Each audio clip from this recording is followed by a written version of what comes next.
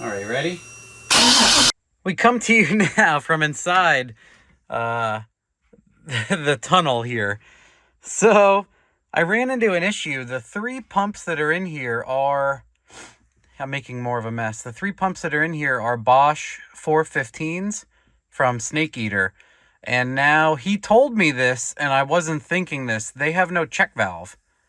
They have no check valves at all. My heater's coming on.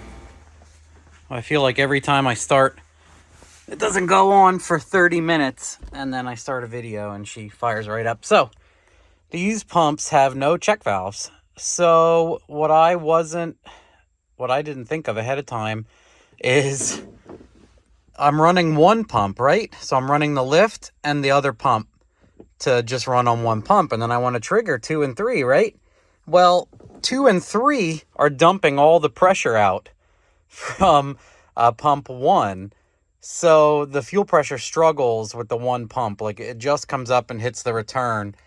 So my options are to run all 3 at the same time. And the amperage draw honestly isn't that bad.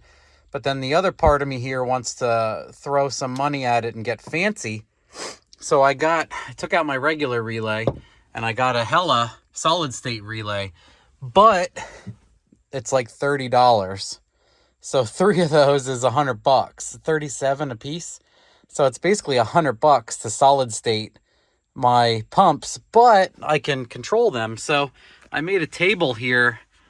So this is what's interesting to me, is if I solid state all these pumps, I can run all 3 at a low pulse width, right? And then when my demand comes up, I can just pulse them more or wide open. I don't know how it's going to work. I should probably trigger them all since I have a big fuel system. But I figure this cuts out on return and everything else. So watch. We're down here at 0%. So see the pump output custom? 20%. Fuel pressure's coming up a little. Now obviously when 3 of these are running, it's just draining back like crazy now. So that's 100% fuel pump.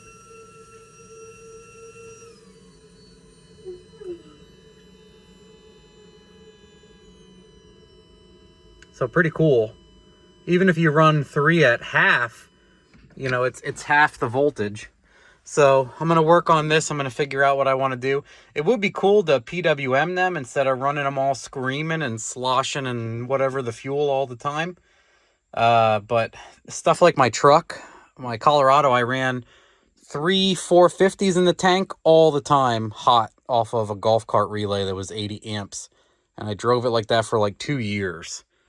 So I got to decide, do I want to spend the money? I think I might just change the wiring to run all 3 hot all the time, and then figure out if I want to PWM it later or whatever. Let me know, guys. I'm getting close to starting it for sure. I'm making a mess, but I have my flex fuel sensor and everything else working. It's just this thing that's bothering me, and I want to find my favorite solution, and one of them is the PWM. That's pretty cool.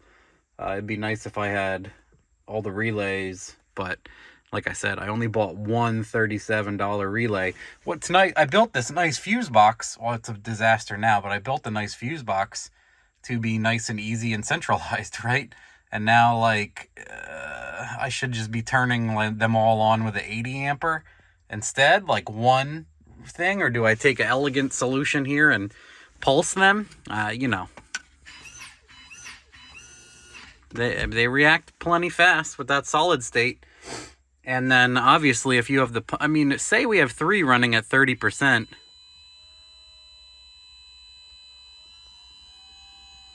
A 1,000 hertz kind of, what if I go to like 100? Makes a whining noise at 1,000. Oh, that sounds like a fucking meat grinder.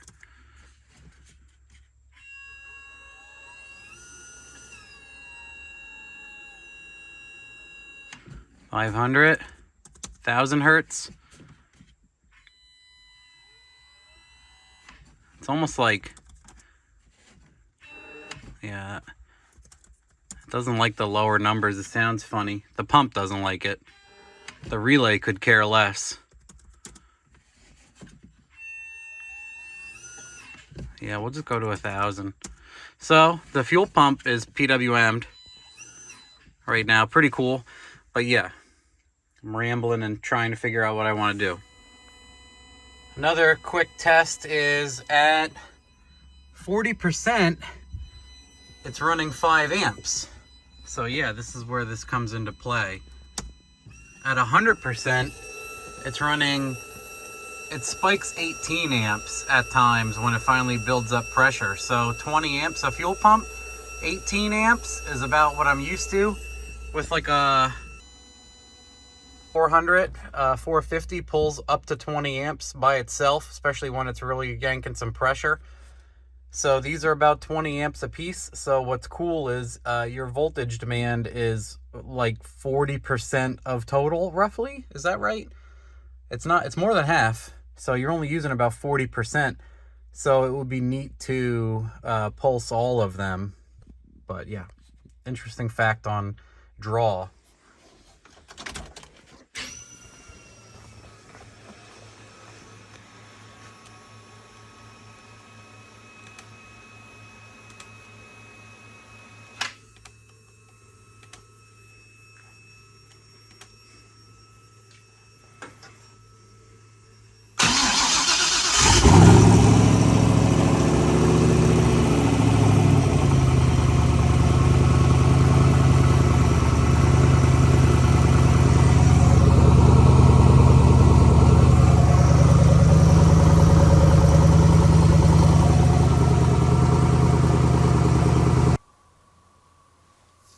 Okay, I have everything connected just enough to start and immediately check for fluids. So we'll see how everything goes. And let me key on. We're gonna watch it from out here because everything in the car isn't even hooked up.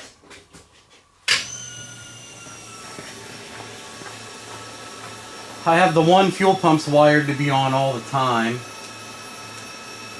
because here they are. I couldn't get the thing happy and I have to change stuff and I just want to see if everything works.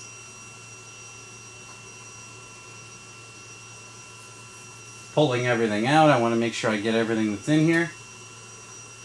And then we have, I plugged some vacuum leaks. Yeah, that's high. Let's make this like 5. The throttle's open pretty far at startup. Okay. If I touch this, we should get cranking. Let me get my big extinguisher out just for... Oh, yeah. Here, you want to put out a fire. Always good to have too much.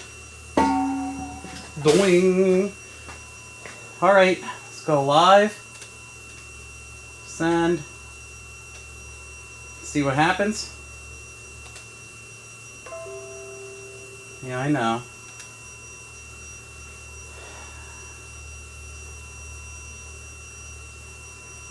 All right, well, we'll see if we get everything. Scary. I'm actually a little nervous. Can you believe that? All right, ready?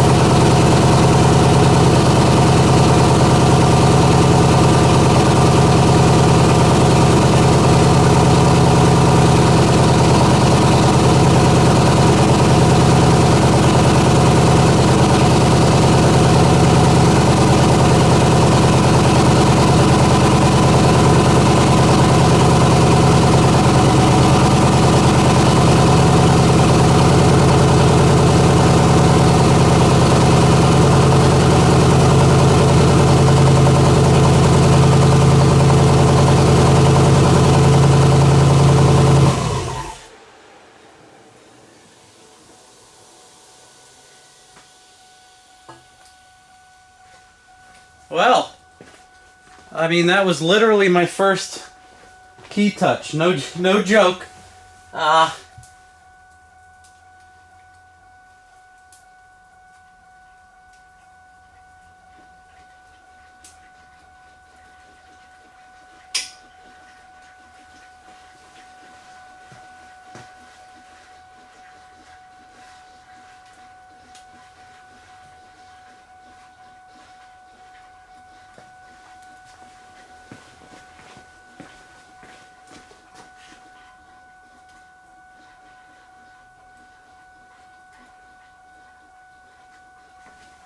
There's like fuel noises, but nothing's leaking.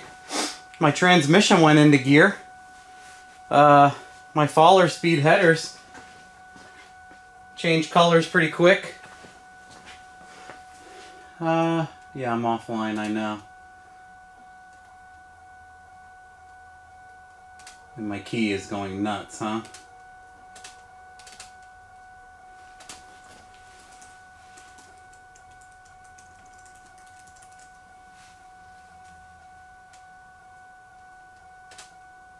It says oil pressure was really high. We'll have to make sure it's at 100.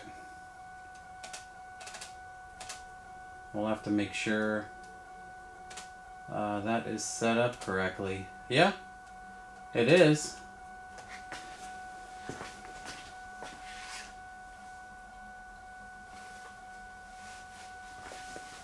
The exhaust is kind of loud, tapping off the floor. Other than that, it fired like immediately. Always cool. Yeah, there you have it.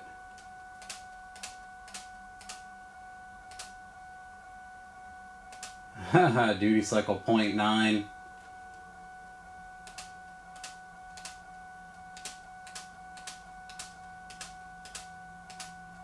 There's a lot of timing in base. I know I have vacuum leaks and stuff.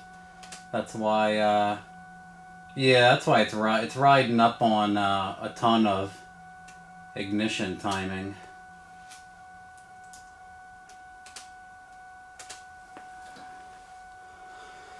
Oh, well, I certainly wasn't expecting. You can probably tell.